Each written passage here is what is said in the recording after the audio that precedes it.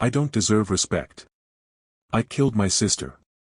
These were the chilling words spoken by 17-year-old Benjamin Elliott in the early hours of September 29, 2021. His voice, shaky yet composed, echoed through the 911 dispatch line as he stood over the lifeless body of his twin sister, Megan. Moments earlier, Megan had been sleeping peacefully in her bedroom in their family's suburban home in Katy, Texas. But within seconds, her world, and Benjamin's, came crashing down in a violent and inexplicable act, a deep knife wound to her neck, blood soaking the sheets, and a brother, claiming he had no memory of how it happened. Benjamin and Megan Elliott were not just siblings, they were twins. Born just minutes apart, they had spent their entire lives side by side.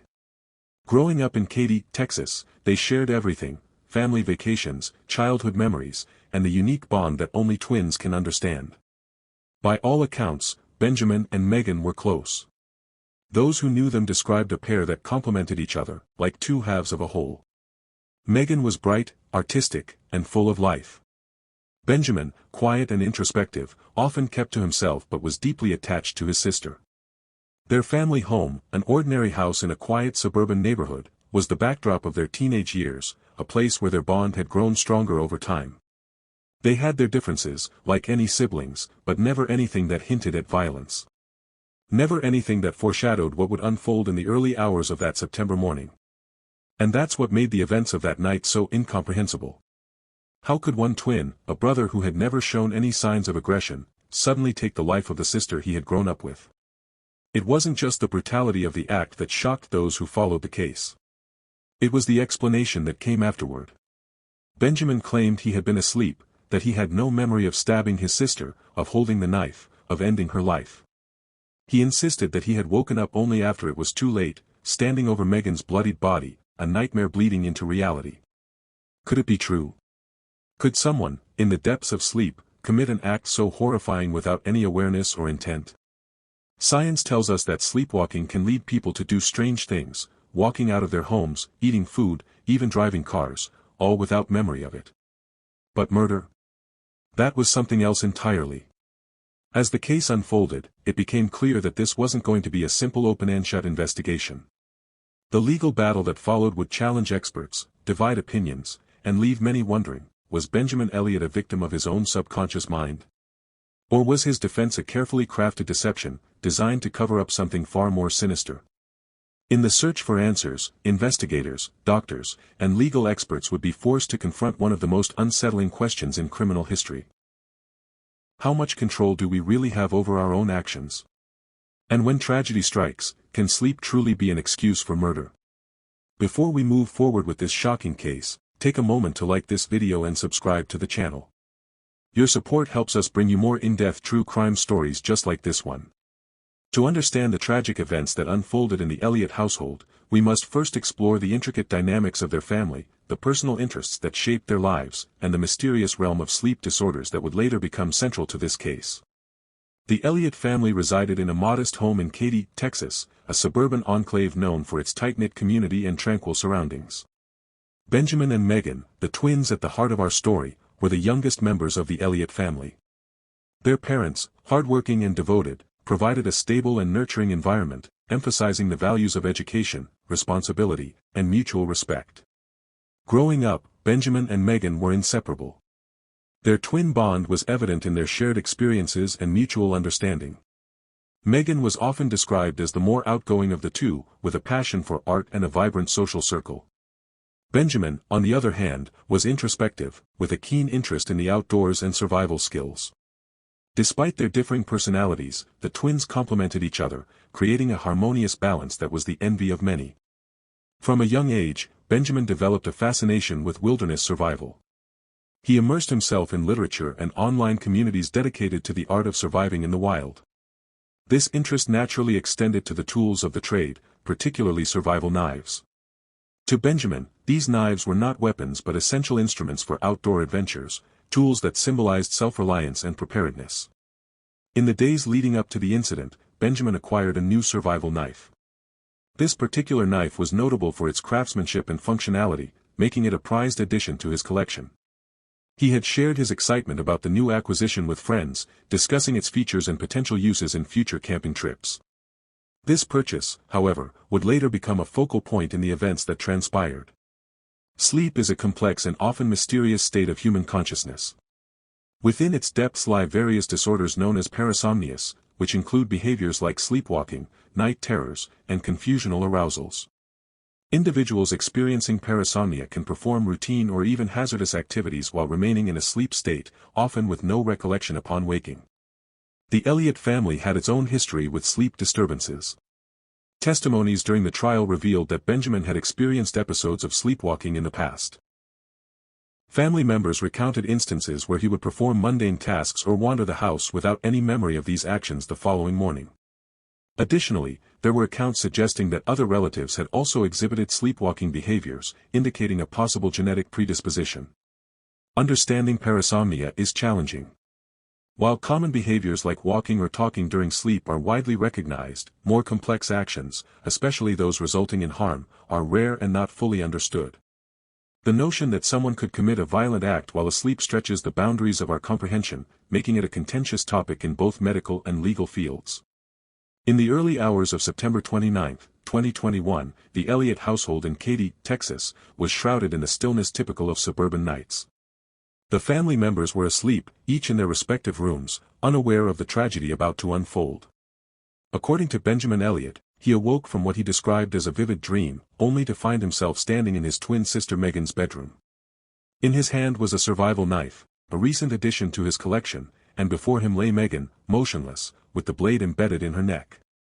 Panic surged through him as he grappled with the horrifying reality of the situation.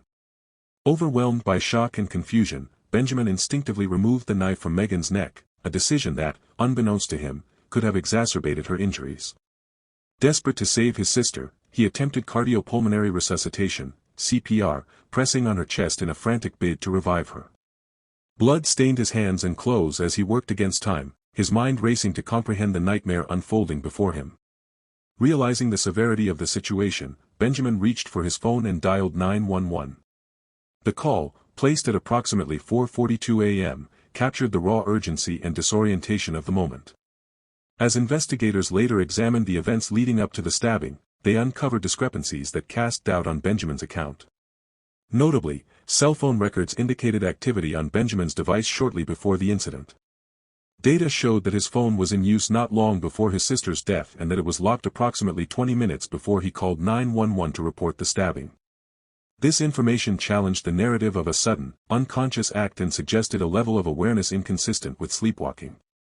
The juxtaposition of Benjamin's claims against the digital evidence introduced a complex layer to the case. Was this a tragic accident stemming from a parasomniac episode, or did the digital footprints hint at a premeditated act? The answers remained elusive, shrouded in the darkness of that fateful night. As dawn broke over Katy, Texas, on September 29, 2021, the tranquility of the Elliott household had been shattered by a tragic event. Law enforcement officers, responding to a distressing 911 call, arrived promptly at the scene, unaware of the complexities they were about to encounter. Upon entering the residence, officers found Benjamin Elliott in a state of visible distress. His clothes were stained with blood, and he appeared disoriented, repeatedly expressing remorse and confusion over the events that had transpired.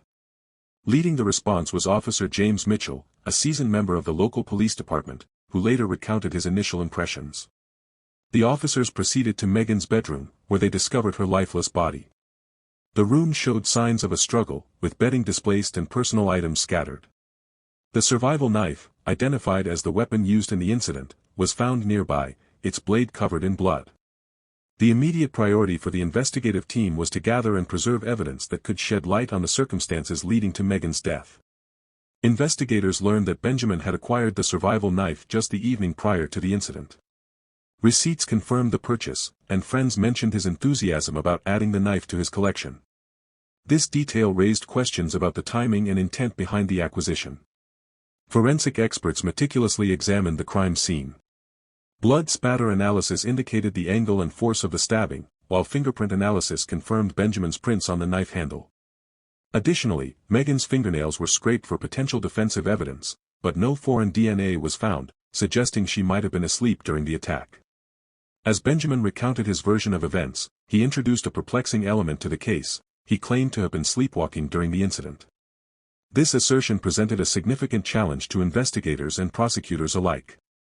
Parasomnia, particularly sleepwalking, is a disorder characterized by performing complex behaviors while in a state of partial arousal from deep sleep.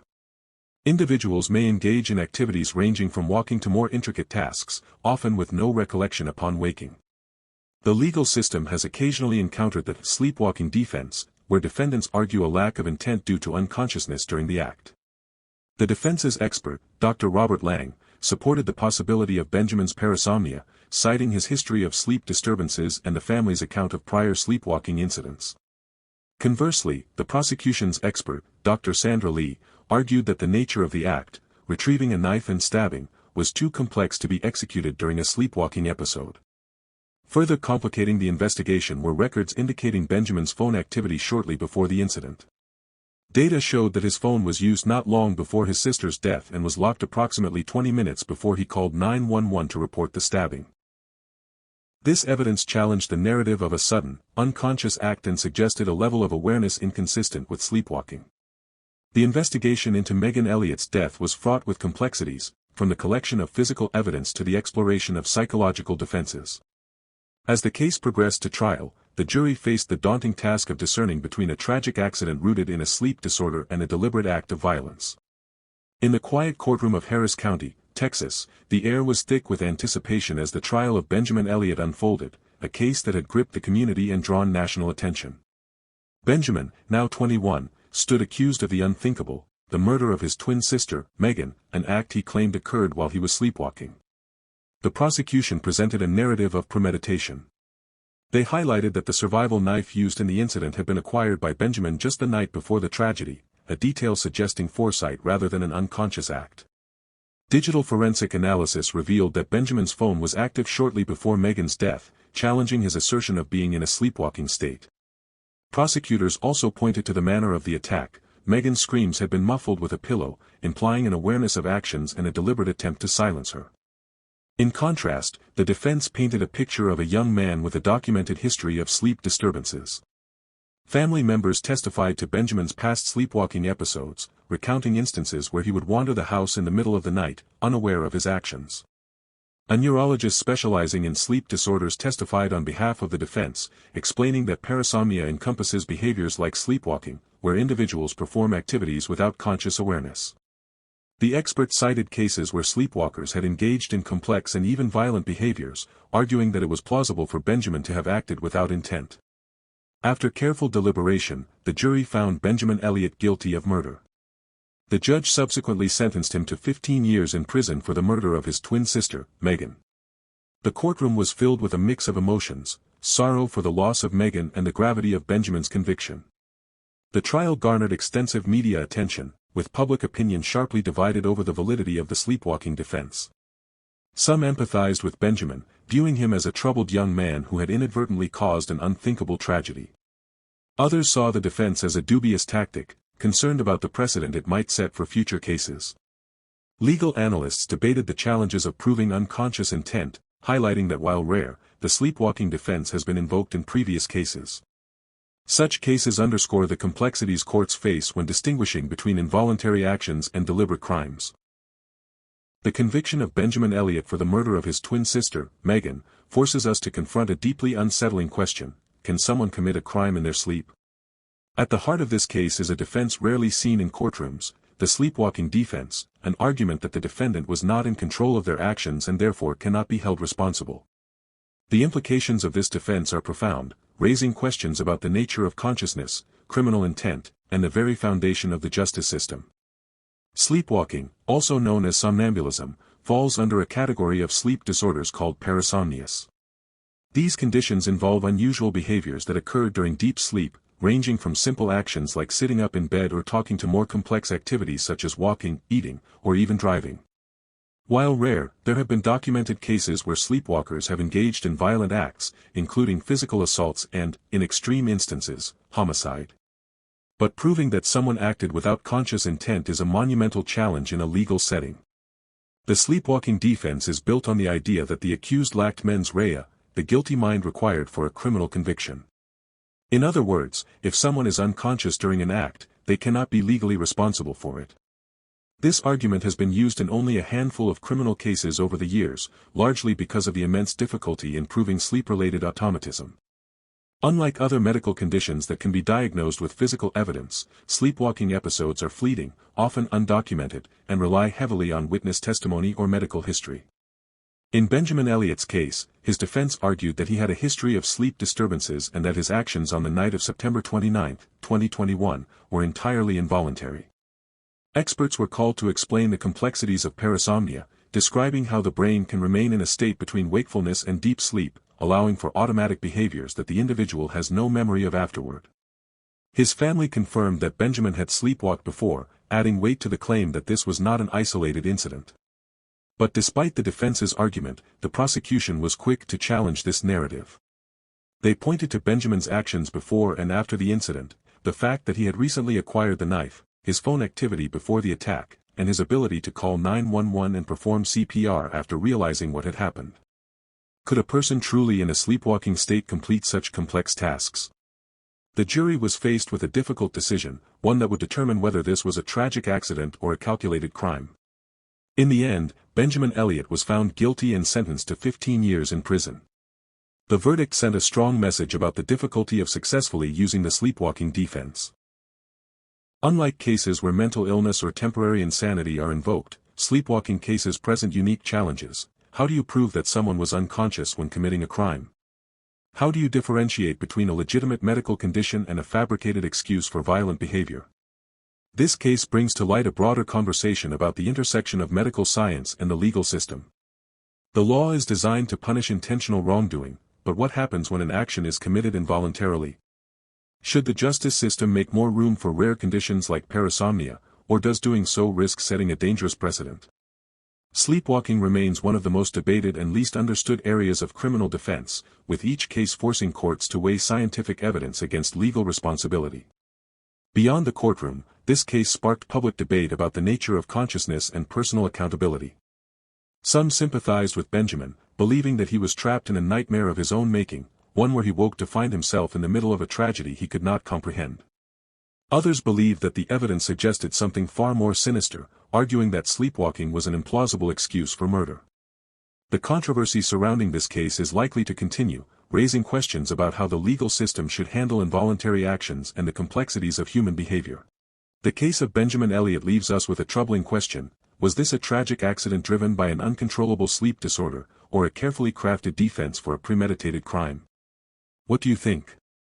Was justice served, or does this case raise deeper concerns about how courts handle complex medical defenses? Let us know in the comments. And if you're fascinated by cases that challenge the boundaries of law and science, stay tuned for our next documentary, where we examine another high-profile case involving a controversial defense strategy. Also, if you found this case thought-provoking, don't forget to like this video, subscribe to the channel, and turn on notifications so you never miss a new episode.